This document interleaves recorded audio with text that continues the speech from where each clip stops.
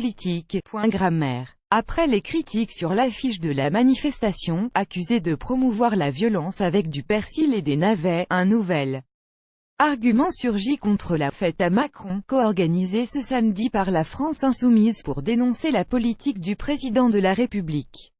À quelques heures de ce défilé qui se voulait festif et pacifique, la ministre Marlène Schiappa a poussé un coup de gueule sur Twitter contre la tournure grammaticale du slogan. Au-delà du sujet, il est insupportable de voir cette tournure grammaticale promue par des élus. La fête de Macron eût été plus correcte, a tweeté la secrétaire d'État en charge de l'égalité entre les femmes et les hommes, très active sur le réseau social. Pensez que les classes populaires ont besoin d'une langue française dégradée pour se reconnaître, c'est les mépriser, et encore estimer le lieu de la sarthe.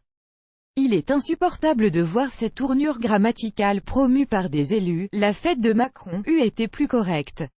Pensez que les classes populaires ont besoin d'une langue française dégradée pour s'y reconnaître, c'est les mépriser. Marlène Schiappa, Marlène Schiappa, 5 mai 2018. Ce commentaire syntaxique lui a valu plusieurs remarques ironiques de la part des participants à ce défilé populaire.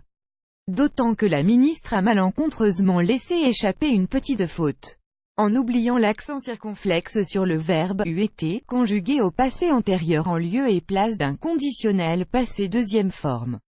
Volontairement ironique, le slogan « La fête à Macron » visait autant à souligner le caractère festif de l'événement qu'à jouer sur l'expression populaire « faire sa fête à quelqu'un », c'est à dire, le malmener moralement ou physiquement, comme le rappelle le dictionnaire Larousse.